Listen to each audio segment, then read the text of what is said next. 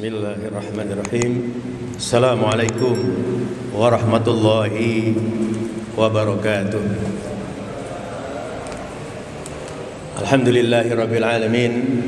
Wassalatu wassalamu ala asrafil anbiya'i wal mursalin wa ala alihi wa sahbihi ajma'in. Bismillahirrahmanirrahim. Alladzi khalaqal mauta wal hayata liyabluwakum ayyukum ahsanu amala wa huwal azizul ghafur. Shadaqallahul adzim. Jamaah tarawih Masjid Fatullah bin Jakarta yang dirahmati Allah Subhanahu wa taala. Marilah kita memanjatkan puji dan syukur kehadirat Allah Subhanahu wa taala atas segala rahmat, taufik dan hidayahnya. Kita diberikan sehat wal afiat, nikmat iman, nikmat Islam, sehingga kita dapat melaksanakan aktivitas kita dalam kehidupan kita sehari-hari. Salat dan salam kita sampaikan kepada junjungan Nabi Agung Muhammad sallallahu alaihi wasallam, pada keluarganya, sahabatnya, dan tentunya kita semua pengikutnya yang setia sampai yaumul qiyamah nanti. Amin ya rabbal alamin. Hadirin jamaah tarawih yang dirahmati Allah Subhanahu wa taala. Barusan saja kemarin malam kita memperingati malam turunnya Al-Quran, nuzulul Quran, tepat pada hari Kamis dan malam Jumat. Di malam nuzulul Quran itu semuanya berkah dilipat gandakan. Malam turunnya Al-Quran sebagai pandangan hidup kita dalam kehidupan kita sehari-hari. Hadirin jamaah tarawih yang dirahmati Allah Subhanahu wa taala. Dahulu ada seorang kaya luar biasa, ya, pada zaman Rasulullah ada seorang saudagar luar biasa, kayanya luar biasa. Memang pada zaman dulu tuh selalu konsentrasi kepada Al-Quran. Ini saudagar kaya ini sudah sepuh, sehingga memanggil kedua putranya. Putranya dua, putra berarti laki-laki, anaknya. Dipanggil kedua putranya, wahai anakku, abi sudah sepuh, sudah tua, sudah mau dipanggil oleh Allah Subhanahu wa taala. Maka nanti setelah abi dipanggil menghadap Allah Subhanahu wa taala, laksanakan prosesi penguburan. Bahkan abinya pesan, nanti setelah selesai prosesi pemakaman, silahkan ananda yang kusayangi datang ke kamar. Abi ada 2 buah kotak. Jamaah yang dirahmati Allah Subhanahu wa taala, orang tuanya menyediakan 2 buah kotak besar yang isinya persis sama. Nih, begitu selesai pulang ke rumahnya, putra yang pertama ini, Pak, begitu dibuka, dilihat ada emas, ada berlian, ada cek, ada uang banyak sekali. Sehingga dia kalap. Dia lupa akan pesan wasiat orang tuanya, surat cinta orang tuanya. Di situ ada surat yang sengaja orang tuanya ditaruh dan mohon dibaca oleh anaknya. Tetapi anak yang pertama tadi ini lupa, langsung berangkat. Karena perintah orang tuanya, berangkat ke kota besar dan tuntutlah ilmu di sana. Masya Allah, hadirin yang dirahmati Allah Subhanahu wa taala, anak yang pertama tadi keblangsak, hancur. Anak yang kedua, begitu dibuka kotaknya, biasa-biasa saja. Melihat harta, melihat uang, melihat cek yang nilainya luar biasa. Anak yang kedua ini dibaca surat orang tuanya, dibaca dengan teliti sampai meneteskan air mata. Pesan ayahnya, tuntutlah ilmu sampai kemanapun. Maka anak yang kedua ini berhasil. Anak kedua berhasil lebih daripada ayahandanya. Dia seorang saudagar, dia seorang ilmuwan yang terkenal. Hadirin yang dirahmati Allah Subhanahu wa taala, maka terinspirasi dari cerita tadi, subhanallah, kalau orang tua memberikan nasihat melalui surat wasiat, surat cinta, Ini Allah telah memberikan surat cinta kepada hambanya yang mulia, yaitu Al-Quranul Karim, yang kemarin malam kita peringati malam turunnya Al-Quran. Maka kalau kita sudah senantiasa membaca Al-Quran, senantiasa apapun di dalam jiwa kita adalah Al-Quran, insya Allah keselamatan akan selalu menyertai kita. Di sini ada LTTQ, Lembaga Tahfidz Tahsin Al-Quran di Masjid Fatullah ini. Silahkan titipkan anak-anaknya. Ada LPQ, Lembaga Pendidikan Quran, dan banyak organisasi-organisasi yang dibesarkan oleh Masjid Fatullah di Jakarta. Maka hadirin yang dirahmati Allah Subhanahu wa taala, seperti baginda Nabi Muhammad SAW, itu adalah bagaikan Al-Quran berjalan. Ya. Al-Quran berjalan. Laqad kana lakum fi Rasulillahi uswatun hasanah. Sudah terdapat suri toladan pada diri baginda Nabi Muhammad SAW.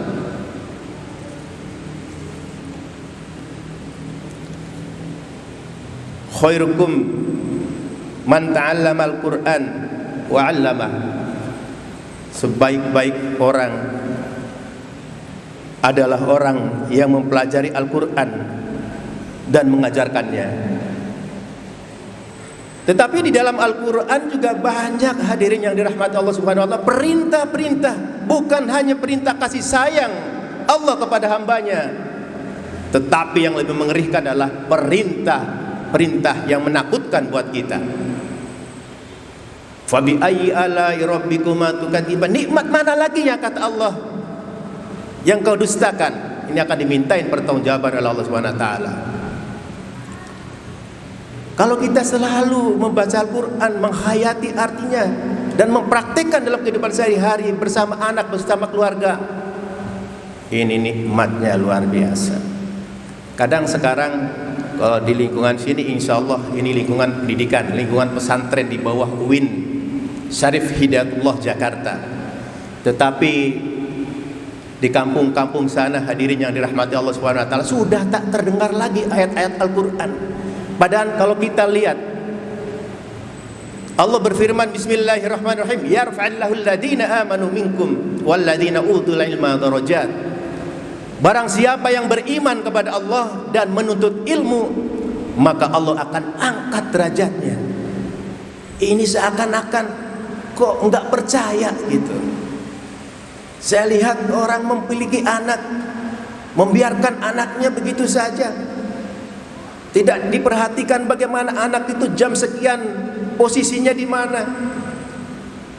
Ini yang terjadi saat sekarang. Mulanya mari kita didik anak kita menjadi anak yang generasi Al-Quran. Titipkan di Masjid Fatullah Win Jakarta ini. Ayat yang lebih mengerikan, ya ayyuhalladzina amanu qu anfusakum wa ahlikum naro. Al-Quran. Bahkan ketika salah satu sahabat bertanya kepada Rasulullah SAW, ya Rasul, kenapa engkau menangis ketika dibacakan ayat-ayat yang azab kepada hamba manusia, azab Allah yang keras itu? Sampai Rasul meneteskan air mata. Karena apa?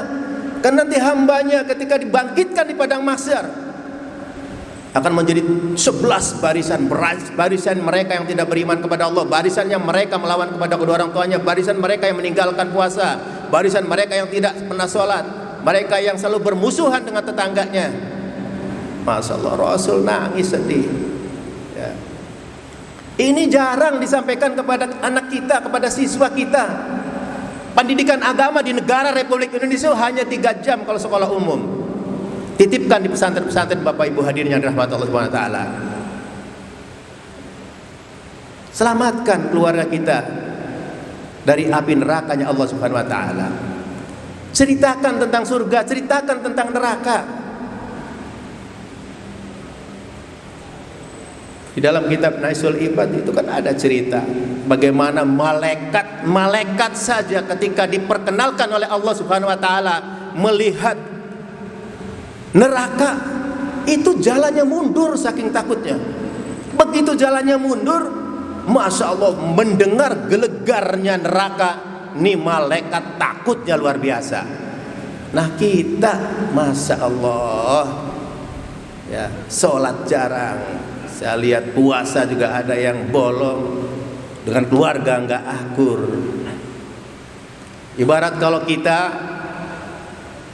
Ibarat seorang karyawan memiliki karyawan, suruh menyelam ke dalam laut menggunakan tabung, maka pasti akan berakhir tabung itu.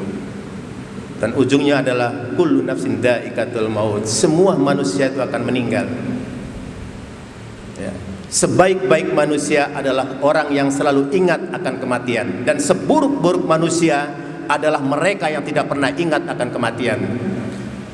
Yasin yang sering kita baca, al-yauma nahtimu ala afwahihim wa tukallimuna aydihim wa tashhadu arjuluhum bima kanu yaksibun.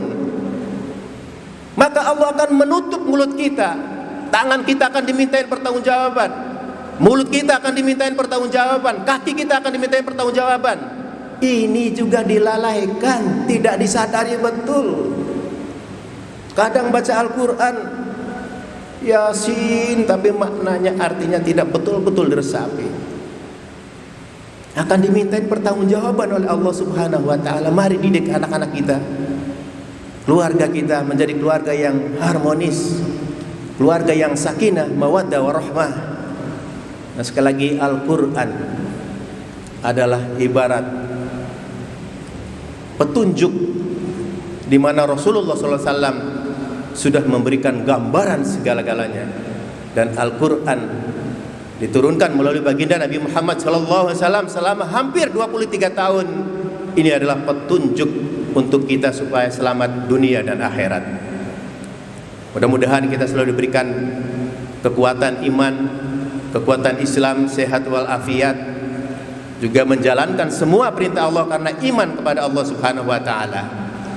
Sekali lagi, mari jadikanlah kita manusia yang berguna. Khairun nas anfa'uhum linnas.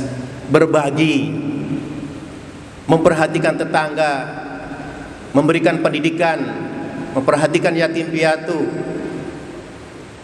Inilah yang dimiliki oleh Rasulullah SAW. Maka kita sebagai umatnya harus menteladani, dan itulah orang-orang yang selalu dicintai oleh Allah Subhanahu wa ta'ala. Hablum minallah dan hablum minan nas harus berjalan seiring. Hadirin yang dirahmati Allah Subhanahu wa ta'ala, demikianlah mudah-mudahan kultum singkat ini ada manfaatnya. Syahiri billahi taufiq wal hidayah. Assalamualaikum warahmatullahi wabarakatuh.